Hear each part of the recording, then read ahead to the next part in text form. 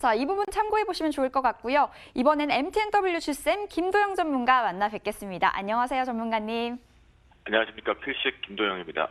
네, 오늘도 당연히 리뷰할 종목이 있습니다. 사람인 HR 어제 5%가 넘게 수익률 또 뽑아냈습니다. 이 부분 리뷰 부탁드리고요. 딱 한 주의 중간 수요일인데 오늘 장도 전망해 주세요. 네, 당연하다는 멘트는 너무 아무튼 그렇습니다. 열심히 노력을 하는데 시장이 잘 반영해주면서 우리 필식 코너를 시청해주신 애청자분들에게 수익을 잘 주고 있는 것이 아닌가 싶습니다. 더 노력해보도록 하겠습니다. 먼저 리뷰를 한번 보도록 하겠는데요. 어제 시장이 전체적으로 좀 바뀌었죠. 어떤 부분이 바뀌었냐면 지정학적 루머 부분이 거짓으로 판정이 되면서 실제적으로 아시아 시장 쪽의 특징이었던 홍콩과 상해 시장 쪽이 동반적으로 우상향으로 전환 스위칭을 할 때 우리나라 시장의 채권 시장과 외환 시장이 그쪽에 화답을 해줬습니다. 그래서 우리나라가 원래 횡보를 할 가능성이 높았던 하루로 저는 판단하고 들어와서 오전장 횡보 부분에서 이제 이벤트 준비를 하고 있었는데요. 그 속에서 종목군들이 폴더폼과 함께 전기전자 반도체 쪽으로 좀 올라오면서 시장을 우상향을 해주었는데요. 이때 특징이 뭐였냐면 실제 고점 대롱대롱에서 보시면 제 차트만이라고 하더라도 이제 정리가 조금 돼야 되는 시점, 그리고 사람인 HR 같은 경우 코스닥 150에 대한 편입, 수급적인 이슈 부분에 편출입 부분에 편입의 수혜 부분이 있다고 했죠. 고점 부분으로 다시 한번 갱신하는 모습들이 계속 보였습니다. 그 부분 쪽에서 역시나 보시면 고점까지는 좋았지만 수급적인 특징으로 윗꼬리가 달리면서 마무리되고 있다. 그러면 투자 심리상으로는 차익 실현 욕구들이 여차하면 빨리 내보낼 준비를 하고 있다는 관점이겠죠. 그러면 사람인 HR 같은 경우는 이제 이 부분에 익절가를 딱 정하고 가겠습니다. 29,700원이 이탈을 한다라면 우리는 무조건 포트에서 제외하고 간다라는 전략으로 말씀 좀 드리니까요. 어제 레이 같은 애들 그런 경우 한성 같은 경우도 사실 그 부분에 대한 지지가를 지켰기 때문에 보이지만 이탈할 경우는 정리하고 간다라는 시점으로 대응하시기 바라겠습니다. 앞에서 살짝 상해 시장 얘기를 좀 상해 종합지수를 말씀 좀 드렸었는데요. 그만큼 글쎄요. 우리나라가 한 몇 년 정도 디테일하게 언급을 못 드리겠지만 중국 시장을 따라다닌 것이 일본 시장을 따라다니다 중국 시장으로 따라다닌 지가 좀 꽤 됐죠. 그런 부분에서 어제 상해 시장 같은 경우에도 하락 부분에 이제 가장 약한 모습 쪽을 보여주고 있습니다. 우리나라보다 더 약한 모습을 보여주었다가 중요한 변곡 구간에서 지지적 아랫꼬리가 만들고 이때 재료를 추가해서 굿뉴스 쪽으로 올라왔던 부분이거든요. 이 부분이 우리나라를 따라했는데요. 오늘 해외 시장 쪽에서 우리가 볼 건 두 가지가 있습니다. 영국 시장과 그리고 미국 시장인데요. 소비자 물가 지수를 봐야 되는 이유 중에 하나가 뭐냐면 이 중국 시장을 언급드리는 이유 중에 하나가 중국은 지금 소비자의 지갑이 열려주고 있죠. 그런데 영국이나 미국은 이 소비자 물가 지수가 예상치 부합을 해야지만 지갑이 계속 열린다라는 부분을 볼 수가 있다라는 거죠. 그래서 이 부분이 지갑이 열리지 않는다라는 예상치 부합이 아니라 하회로 발표가 되면 경기 둔화의 실제 우리가 실감하는 부분에 부정 요인이 될 수 있다라는 거 열어두시면 좋을 것 같겠고요. 해외 시장 쪽은 뭐 그렇기 때문에 짤막하게 정리를 하겠습니다. 그래서 우리나라 같은 경우는 오늘 역시 환율 시장의 변동성이겠죠. 이쪽 보시면 아직 하방 경직은 저는 만들었다라고 보고 있는데요. 이제 고점이 이게 어떤 패턴이냐면 실제적으로 이쪽에 위축되어 있어서 하는데 이렇게 보시면 됩니다. 하방으로 내려와서 하방 경직을 만들면서 짝꿍뱅이나 다중바닥을 만들어가고 있는데요. 고점이 다이렉트로 지난번에 이 폭등했던 모습처럼 올라가는 조건은 아니죠. 여러분들이 보셔도 환경상이에요. 그죠? 그런 부분은 이제 달러 인덱스하고도 연동이 되어 있는데요.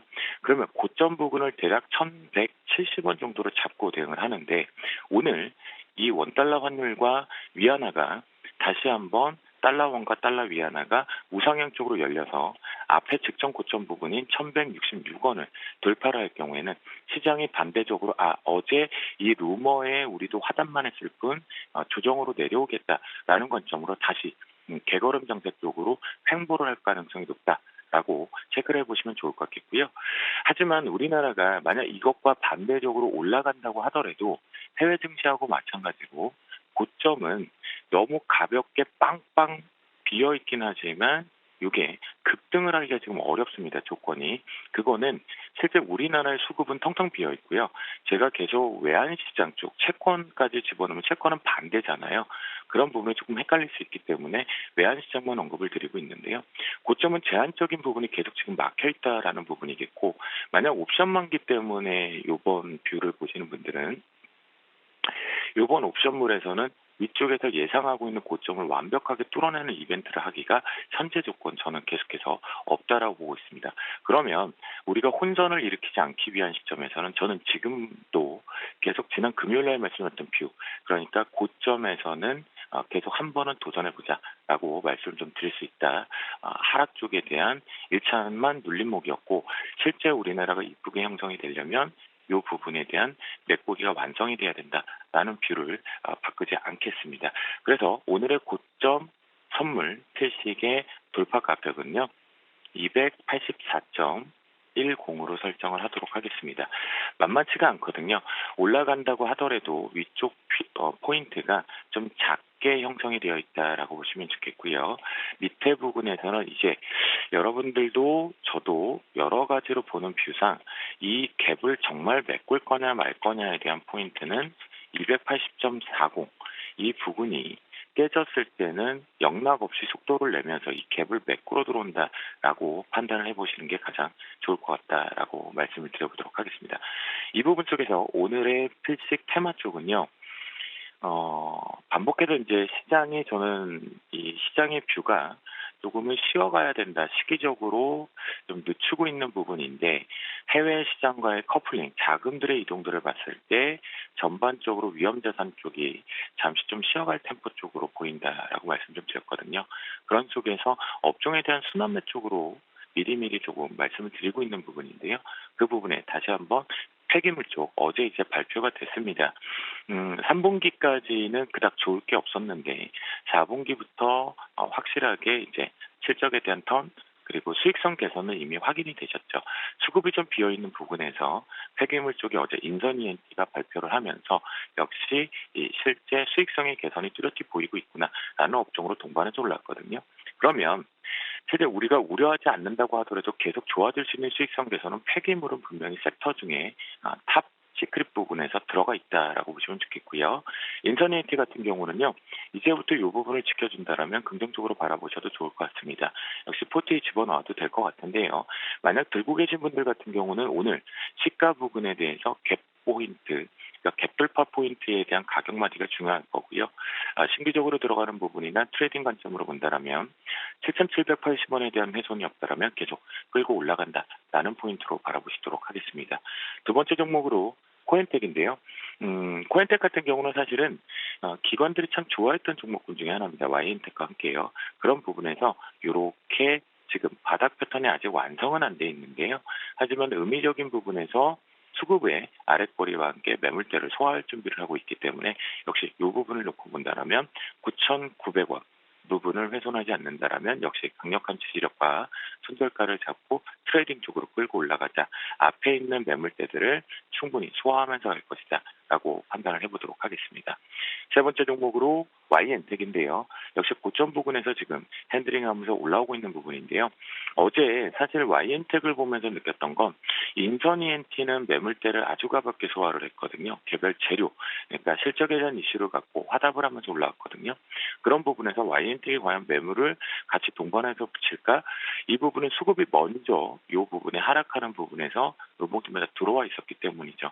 그런데 아직 뉴스를 좀 기다리고 있는 부분입니다. 그렇기 때문에 YN텍 같은 경우는 요 8,180원에 대한 훼손이 없다라면 역시 끌고 올라간다라는 관점으로 바라보시도록 하겠습니다.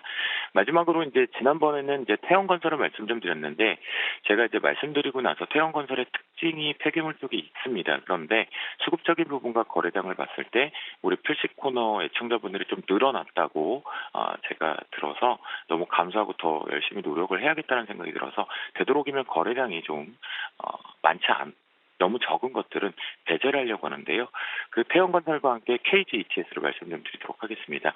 동사 같은 경우 폐기물 쪽으로 가장 약한 뷰 쪽에 수급들이 있는데요. 전체적으로 앞에 대장주들이 가야지만, 그러니까 따라가는 패턴 속에 있다라는 것은 반드시 확인을 해보시도록 하겠고요. 그런 부분에서 KG ETS 같은 경우는 이 강력한 지지가를 조금 러프하게 멀리 좀 내려놓겠습니다. 그래서 3,060원이 훼손하지 않는다라면 역시 끌고 가는 패턴 쪽에 폐기물 쪽, 이 수익성 개선 쪽에 관련돼서 우리는 틈새 쪽에 미리 선침해 쪽에 눌림목 매수 또는 추격 매수를 하더라도 트레이딩 관점적으로 대응해보자라고 말씀을 드려보도록 하겠습니다. 오늘도 화이팅 하시면 좋을 것 같겠고요. 시장의 전체적인 뷰 혼선 없으셨으면 좋겠습니다. 부분 화이팅 하시면서 마무리하도록 하겠습니다. 오늘도 주식